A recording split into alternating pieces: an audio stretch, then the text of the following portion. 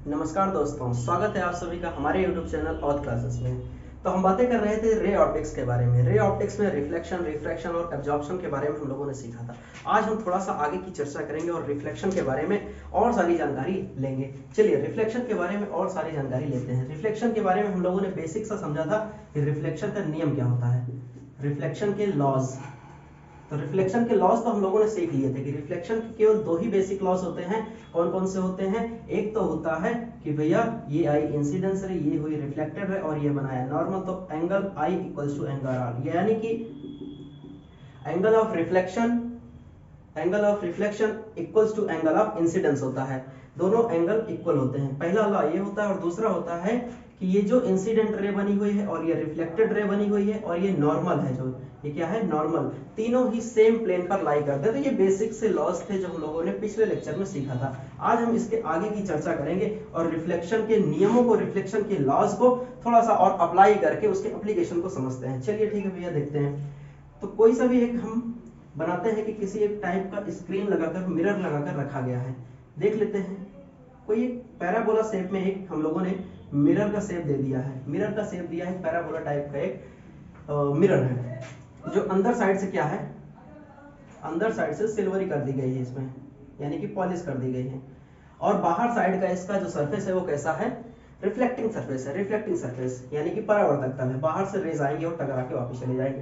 तो केवल और केवल रिफ्लेक्शन के लॉज को यहाँ पर समझने का प्रयास करेंगे, इसके अलावा कुछ नहीं है। चलिए बात देखते हैं, हम लोग समझते हैं। अगर यहाँ से हम लोग देखें कि यहाँ से अगर मैं कहूँ कि कोई रे इस तरीके से आती है और वो रिफ्लेक्शन के बाद, यानी कि रे कैसे आ रही है, वाई एक्सिस के समांतर आ रही है, इस एक्सिस के समांतर आ रही है, पैरेलल आ रही है, और वो रिफ्लेक्शन के बाद एक्स एक्सिस के समांतर हो जाती है, पैरेलल टू एक्स एक्सिस हो जाती है।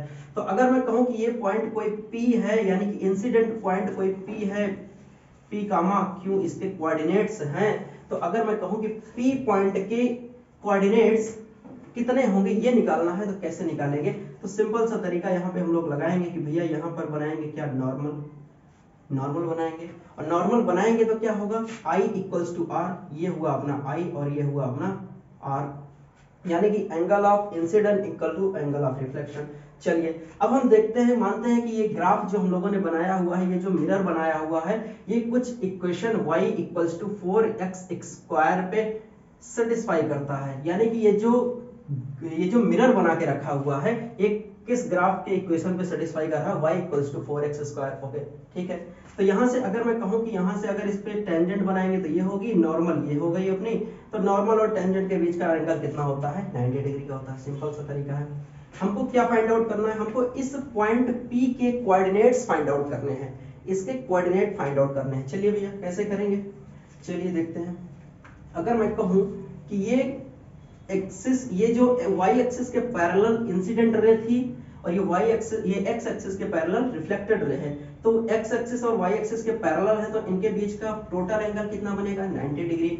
और I इक्वल्स टू R होता है angle of incident equal to angle of reflection होता है अकॉर्डिंग टू रिफ्लेक्शन लॉज। तो यहाँ से ये दोनों एंगल कितने हो जाएंगे, टोटल 90, दैट मींस ये दोनों हो गए 45। ओके, अगर ये 45 हो गया तो फिर इधर वाला एंगल भी कितना बचेगा, 45 बचेगा।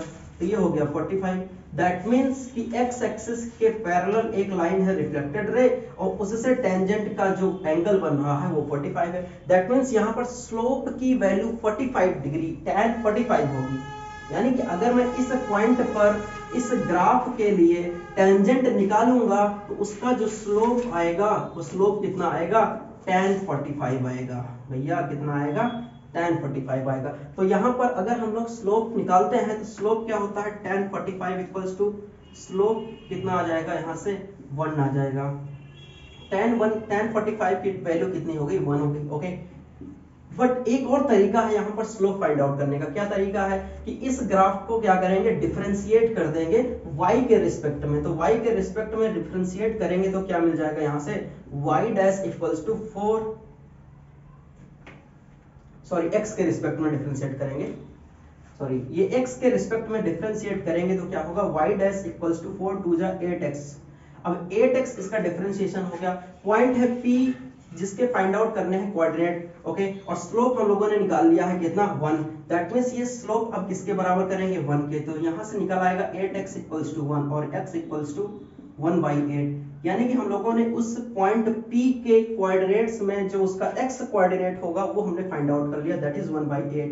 अच्छा, अगर P के x, y कोऑर्डिनेट में x की वैल्यू 1/8 आ गई तो y की वैल्यू कितनी आएगी, y की वैल्यू कितनी आएगी भैया, y की वैल्यू कितनी आएगी x, y और x की वैल्यू आ गई 1/8।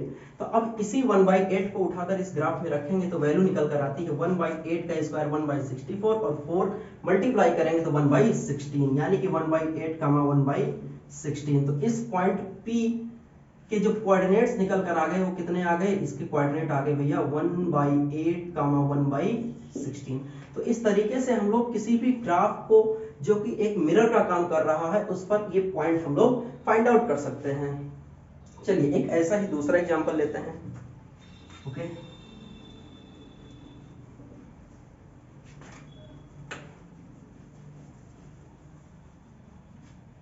एक ऐसा ही दूसरा एग्जांपल लेते हैं और दूसरे ग्राफ को भी इसी तरीके मिरर के तरीके रखेंगे और फिर वहां पर उस पॉइंट को फाइंड आउट करेंगे। जैसे कि चलिए ले लेते हैं, ये कोई एक बुलेट टाइप का है, ये गोला हो गया और ये गोला कितनी रेडियस का है, 1 रेडियस का है। तो अगर मैं कहूं कि यहां पर कोई रे ऐसे आई, कोई रे ऐसे आ रही है और वो रिफ्लेक्शन के बाद क्या हो रही है, जब इंसिडेंट हो रही है तो इंसिडेंट रे क्या है, x एक्सिस के पैरेलल है और रिफ्लेक्टेड रे क्या हो गई, y एक्सिस के पैरेलल हो गई। तो अगर यहाँ पर नॉर्मल डालेंगे तो वो कहां से आएगा, सेंटर से होकर आएगा, ठीक है। तो यहाँ पर ये क्या बन गया, ये टोटल एंगल 90 था तो ये बना I 45 और ये भी बना 45 डिग्री। तो यहाँ से अगर हम लोग देखें तो यहाँ से क्या करेंगे कि यहाँ से हम लोग वैल्यू निकाल सकते हैं। चलिए देखते हैं, अगर इस पॉइंट P के हमें कोऑर्डिनेट्स निकालने हैं, P x, y इसके कोऑर्डिनेट्स फाइंड आउट करने हैं, और जहां पर ये जो गोला बना हुआ है इसकी त्रिज्या कितनी है, 1 सेंटीमीटर है या 1 यूनिट मान सकते हैं, कुछ भी ले सकते हैं। तो 1 है तो इस पॉइंट के कोऑर्डिनेट्स निकालने हैं हम लोगों को। तो कैसे निकलेंगे भैया, ये अगर 45 नॉर्मल के साथ बना रहा है, यहाँ पर नॉर्मल के साथ ये इंसिडेंट रे 45 है तो दैट मींस ये 45 यहाँ भी होगा। अच्छा, अब यहाँ पर 45 होगा तो ये वाली वैल्यू भी क्या होगी, ये 45 होगा तो ये और ये, यानी कि ये h मान लें और अगर इसको हम लोग y मान लेते हैं तो ये x होगा। तो y और x की वैल्यू कितनी हो जाएगी, y इक्वल टू x हो जाएगा। छोटा सा एक राइट एंगल ट्रायंगल बना हुआ है, इसको अगर ध्यान से देखें तो यहाँ से y की वैल्यू क्या बन जाएगी, 1 sin 45 और x की वैल्यू यहाँ से क्या आ जाएगी, x। अच्छा, यहाँ पर सेकंड क्वाड्रेंट में है, दैट्स व्हाई x को हम क्या लेंगे, नेगेटिव साइन के साथ लेंगे, तो माइनस के साथ 1 cos 45 लेंगे। तो यहाँ से y की वैल्यू आ गई 1/√2 और x की वैल्यू कितनी आ गई, x की वैल्यू आ गई माइनस का 1/√2। तो इस पॉइंट P के कोऑर्डिनेट्स हमको मिल जाते हैं, कितने होंगे, माइनस का 1/√2 अपॉन 1/√2। तो यहाँ से हम लोगों ने इस पॉइंट P के कोऑर्डिनेट्स भी फाइंड आउट कर लिए हैं। चलिए अब थोड़ा सा यहाँ से हम लोगों ने बेसिक से जो लॉज ऑफ रिफ्लेक्शन हम लोगों ने समझा था उसका एप्लीकेशन समझा है कि लॉज ऑफ रिफ्लेक्शन को कैसे अप्लाई करेंगे। अगर हम लोग कोई भी प्लेन मिरर ले लेते हैं तो वहां पर तो बड़ा ही सिंपल हो जाता है कि प्लेन मिरर ले लिया, ऐसे ऐसे रेज आएंगे, ऐसे चली जाएंगी, यहाँ पे नॉर्मल बनाएंगे, आई और ये आर बराबर हो जाता है। बट अगर कोई भी स्फेरिकल सरफेस हो गया, कोई कर्व सरफेस हो गया, तो वहां पर कैसे रिफ्लेक्शन के लॉस अप्लाई करते हैं ये हम लोगों ने सीखा यहाँ पर। चलिए इसके आगे चलते हैं हम लोग, अब प्लेन मिरर के बारे में थोड़ा सा समझते हैं कि प्लेन मिरर कैसा होता है। चलिए भैया प्लेन मिरर, हेडिंग डालते हैं प्लेन मिरर।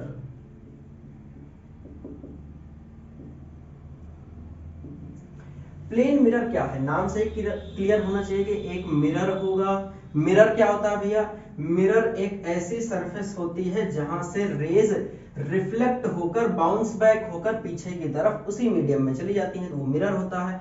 अब प्लेन मिरर है, अब ये मिरर बनाएंगे कैसे, मिरर बनाने के लिए पीछे साइड से क्या करते हैं, उसको पॉलिश कर देते हैं। क्या करते हैं, पॉलिश कर देते हैं, या फिर इसको बोलते हैं सिल्वरी कर देते हैं, दैट इज कलई बोलते हैं उसको, सिल्वरी कर देंगे। तो पीछे साइड से सिल्वरी कर देंगे तो पीछे का सरफेस अब रिफ्लेक्टिंग सरफेस नहीं होगा, पीछे से लाइट आकर यहाँ से रिफ्लेक्ट नहीं हो पाएगी। अब जो आगे वाला जो ये सरफेस होता है, फ्रंट वाला सरफेस होगा, ये रिफ्लेक्टिंग सरफेस बन जाएगा। एवं इस सरफेस को कैसा चाहिए, स्मूथ होना चाहिए। कैसा होना चाहिए, स्मूथ एंड शाइनी होना चाहिए। अगर हम लोगों को प्रॉपर रिफ्लेक्शन कराना है तो ये आगे वाला जो सरफेस है ये कैसा होना चाहिए, स्मूथ एंड शाइनी, और जो पीछे वाली सरफेस है वो कैसी होनी चाहिए, पॉलिशदार होनी चाहिए, तभी ये एक मिरर का काम कर पाएगा यहाँ से। अब ये अगर प्लेन एकदम स्ट्रेट ले लेते हैं तो इसको हम प्लेन मिरर का नाम दे देते हैं। अगर ये पूरा स्ट्रेट हो गया, एकदम प्लेन सीधा सीधा हो जाता है, तो इसको क्या नाम दे देंगे, प्लेन मिरर का नाम दे देते हैं। चलिए अब प्लेन मिरर का नाम दे देते हैं। तो प्लेन मिरर अगर हम लोग बनाते हैं, जैसे ये प्लेन मिरर हो गया अपना, प्लेन मिरर बनाया तो ये अगर कोई वस्तु यहाँ पर कोई ऑब्जेक्ट रखी हुई है, कुछ डिस्टेंस d दूरी मिरर से रखा हुआ है, अगर कुछ d दूरी यहाँ पर रखी हुई है, तो इसकी इमेज कहाँ बनेगी, तो अकॉर्डिंग टू प्लेन मिरर होगा क्या भैया, तो यहाँ से एक रे ऐसे जाएगी और ये रिफ्लेक्ट होकर ऐसे चली आएगी, ये ऐसे गई और इस तरीके से आई। तो इसका पीछे अगर हम लोग इसको बढ़ाकर देखेंगे तो यहाँ पर, और एक रे यहाँ से ऐसे जाएगी और सीधे जाएगी तो सीधे भी वापस आ जाएगी, तो यहाँ से ऐसे जाएगी। यानी कि इसका जो रिफ्लेक्शन होने के बाद इमेज बनेगी वो कहाँ बनेगी, ये ऑब्जेक्ट और ये इमेज, ये कुछ पॉइंट यहाँ तक बनेगी। अच्छा थोड़ा सा और समझते हैं, यहाँ पर क्या बनेगा, इसका नॉर्मल बनेगा। नॉर्मल बनेगा तो क्या होगा, नॉर्मल बनेगा तो क्या होगा भैया, ये बनेगा आई और ये बनेगा आई और ये बनेगा आर। ये आर और आई कैसे हुए, ये according to laws of reflection हुए, आई और आर। अगर हम लोग ये नॉर्मल और ये ओ से जो लाइन ये गई हुई है, इन दोनों को देखें तो दोनों पैरेलल हैं, तो अगर ये आई है तो ये भी आई हो जाएगा। अच्छा ये और ये पैरेलल हैं, तो ये और ये एंगल कैसे हैं, कैसे एंगल हैं, करस्पॉन्डिंग एंगल है, तो आर भी यहाँ पर आर के बराबर हो जाएगा, ये एंगल आर हो जाएगा। अब आर होगा तो आर और आई तो बराबर होते हैं, आर और आई तो बराबर है लॉज ऑफ रिफ्लेक्शन के अकॉर्डिंग, तो ये एंगल भी आई हो गया। अगर हम ध्यान से देखें तो ये साइड हो गई कॉमन और ये हो गया क्या, एंगल बराबर, और ये हो गया 90 डिग्री। तो अगर इन दोनों ट्रायंगल्स को देखें, हम ध्यान से देखें, अगर एक ये ट्रायंगल राइट एंगल ट्रायंगल, एक ये दूसरा राइट एंगल ट्रायंगल, अगर दोनों को ध्यान से देखें तो यहाँ से दोनों कॉन्ग्रुएंट होते हुए दिखेंगे हमको। और जब दोनों कॉन्ग्रुएंट हो जाएंगे तो यहाँ से जो ये दूरी d है और ये d डैश है, तो d बराबर कितना आ जाएगा, d dash according to CPCD, corresponding parts of the congruence triangle. यानी कि कॉन्ग्रुएंस, दो कॉन्ग्रुएंस ट्रायंगल के जो करस्पॉन्डिंग पार्ट्स होते हैं वो क्या होते हैं, ऑटोमेटिकली इक्वल्स हो जाते हैं। तो इक्वल हो जाएंगे, तो इस तरीके से हम लोगों ने क्या देखा कि मिरर से ऑब्जेक्ट की जो डिस्टेंस थी, इमेज की भी वही डिस्टेंस मिरर से थी। यानी कि यहाँ से एक कॉन्सेप्ट हम लोग डिराइव कर सकते हैं, एक कॉन्सेप्ट यहाँ से बना सकते हैं कि भैया जब कभी प्लेन मिरर के सामने हम खड़े होंगे तो जो हमारी इमेज बनेगी वो कहाँ बनेगी, कहाँ बनेगी, पहली बात तो देखें कहाँ बनेगी, तो मिरर के पीछे बनी हुई है, मिरर के पीछे। तो मिरर के पीछे यानी कि बिहाइंड द मिरर बनेगी, कैसी बनेगी, बिहाइंड द मिरर बनेगी। और बिहाइंड द मिरर को क्या बोलते हैं, वर्चुअल इमेज बोलते हैं। क्या बोलते हैं, वर्चुअल इमेज, यानी कि आभासी प्रतिबिंब, वर्चुअल इमेज बनेगी। अच्छा एक चीज और, यहाँ हम लोगों ने दोनों ट्रायंगल को कॉन्ग्रुएंट करके क्या सीखा कि भैया जितना दूर ऑब्जेक्ट मिरर से है, इमेज भी उतना ही दूर मिरर से है। तो जब distance of the object from the mirror and the distance of the image from the mirror क्या होती है, इक्वल होती है। यानी कि यहाँ से d बराबर d डैश क्या लिख सकते हैं, object of the mirror, object sorry distance of the object, distance of the object is equal to distance of the image from the mirror। ये सारी चीजें हम लोगों ने सीखी, कहां से सीखी, प्लेन मिरर से। कि प्लेन मिरर पर अगर कोई ऑब्जेक्ट सामने रखा जाएगा तो उसकी इमेज कहां बनेगी, बिहाइंड द मिरर, यानी कि वर्चुअल इमेज बनेगी। और कैसी बनेगी, d बराबर d डैश बनेगी, यानी कि जितनी दूरी उसकी मिरर से है ऑब्जेक्ट की, उतनी ही दूरी पर उसकी इमेज भी बनेगी, पीछे की तरफ बनेगी।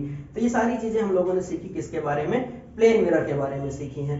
चलिए इसके थोड़ा सा और आगे चलते हैं। अब हम लोग थोड़ा सा और आगे चलते हैं, प्लेन मिरर को और समझते हैं।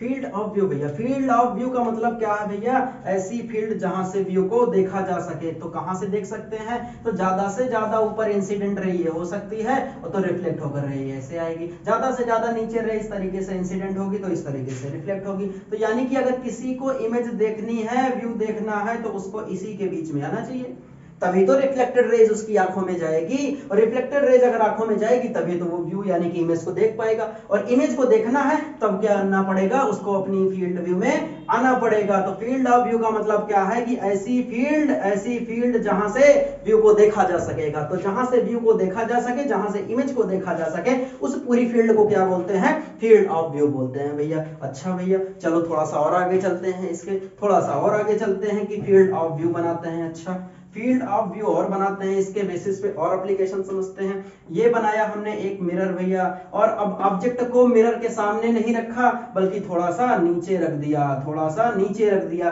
तो भैया इमेज क्या बनेगी इसकी, हाँ इमेज तो बनेगी, इमेज हमेशा बनेगी। आप मिरर के सामने ना होकर थोड़ा सा नीचे भी है तब भी इमेज आपकी बनेगी। हाँ बस कंडीशन इतनी है कि वो अब आपको दिखे या ना दिखे, यहां पर प्रॉब्लम हो सकती है, लेकिन इमेज तो भैया हमेशा बनेगी ही बनेगी। इमेज तो बन गई अपनी।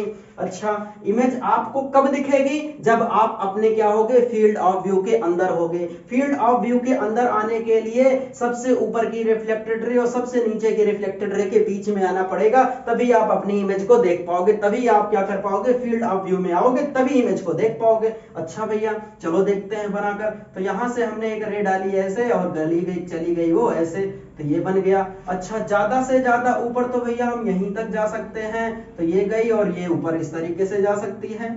अच्छा भैया यानी कि अगर हम मिरर पे यहाँ ऑब्जेक्ट से कोई भी रे जाएगी तो वो इधर चली जाएगी, और सबसे ज्यादा ऊपर जाएगी तो ऐसे चली जाएगी। यानी कि अगर किसी को उसकी इमेज देखनी है, किसी भी को इसकी इमेज, इस ऑब्जेक्ट की इमेज देखनी है जो कि यहाँ बन रही है, तो कहाँ आना पड़ेगा भैया, इसी फील्ड ऑफ व्यू में आना पड़ेगा, इसी फील्ड ऑफ व्यू में आना पड़ेगा, तभी आप इस ऑब्जेक्ट की इमेज को देख पाओगे, अदरवाइज इमेज को नहीं देख पाओगे, अदरवाइज इमेज को नहीं देख पाओगे। अच्छा भैया तो क्या ये अपनी इमेज को नहीं देख पा रहा है, तो जवाब क्या होगा भैया, तो नो। क्यों, क्योंकि जो भी रेज यहां से निकलने के बाद मिरर पर टकरा रही हैं वो एक भी लौटकर इसके पास नहीं आ रही। तो यानी कि रिफ्लेक्ट होने के बाद जब कोई भी रे इसके पास नहीं आ रही है तो ये अपनी इमेज को क्या देख पाएगा, नहीं देख पाएगा। इसीलिए तो भैया शुरुआत में ही हमने कहा था कि इमेज तो बनेगी, लेकिन वो अपनी इमेज को कब देखेगा, जब वो अपनी फील्ड ऑफ व्यू में होगा। तो इमेज को देखने के लिए कहां होना पड़ेगा, फील्ड ऑफ व्यू में ही होना पड़ेगा। अच्छा भैया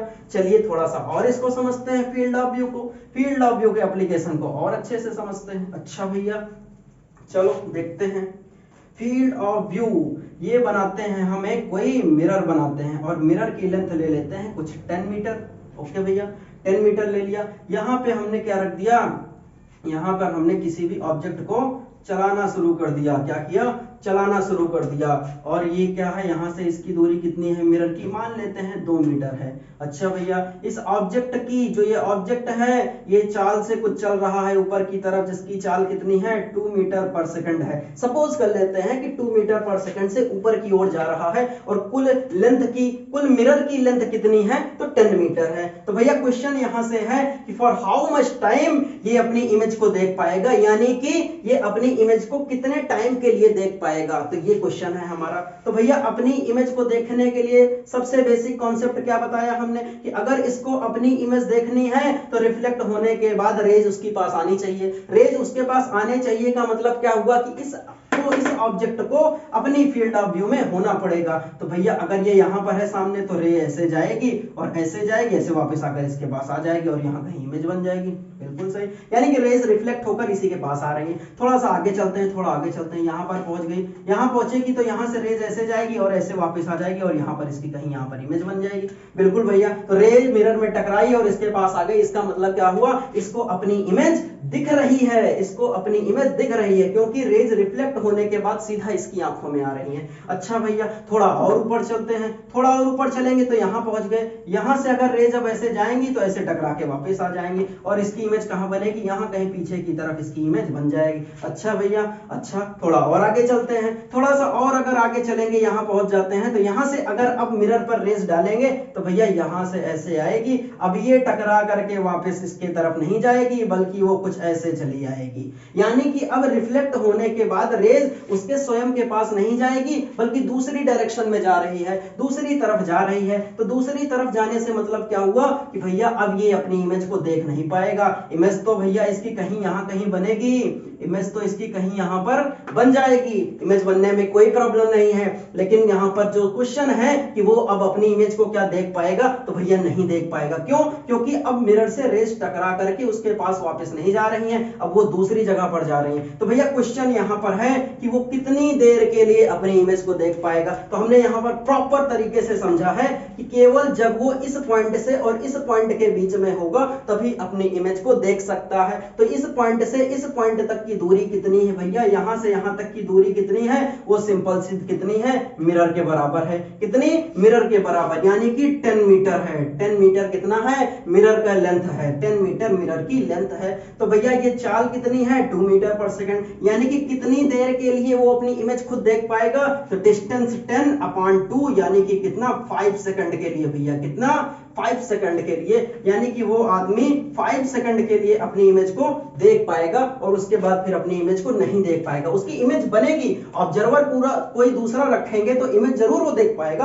बट अब वो पॉसिबल नहीं होगा अपनी इमेज को देख पाने में। अच्छा भैया, चलिए थोड़ा सा और फील्ड ऑफ व्यू को समझते हैं। अच्छा, थोड़ा सा और फील्ड ऑफ व्यू के कॉन्सेप्ट को एकदम से तैयार करते हैं। चलिए देखते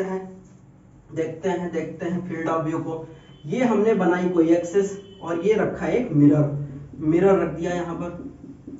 मिरर कितना है, मिरर की लेंथ है भैया 5 मीटर, फिर से वही अपना 5 मीटर है। और यहाँ पर ये जो एंगल है ये समथिंग मान लेते हैं, कितना है इस बार, कितना मान लेते हैं, 37 डिग्री है। कितना है, 37 डिग्री है, 37 डिग्री है। अभी हमने सीखा कि कोई भी ऑब्जेक्ट मिरर के सामने चलेगा तो जब तक वो मिरर के सामने रहेगा तब तक इमेज को देख पाएगा। यानी कि अगर यहाँ से कोई ऑब्जेक्ट रख दें और वो इस तरफ 2 मीटर पर सेकंड से चलेगा तो कब तक ये अपनी इमेज देख पाएगा, जब तक वो इस मिरर के क्या होगा, सामने की तरफ होगा। तो सामने कब तक हो सकता है, केवल ए से लेकर बी तक ही हो सकता है। और ए से बी तक की दूरी भैया कितनी होगी, 5 सेक 37, और ये कितनी होती है, 5 × 5/4, और ये दूरी और चाल है 2 की, तो 2 से डिवाइड करेंगे, यानी कि टाइम कितना आ जाएगा, 25/8, यानी कि 3 होल 1/8 सेकंड तक के लिए ही वो अपनी इमेज को देख पाएगा। चलिए भैया, अगर वीडियो लाइक करें, अगर अच्छा लगा है तो वीडियो को लाइक करें, जितना ज्यादा से ज्यादा हो सके शेयर करें और चैनल को सब्सक्राइब करना ना भूलें।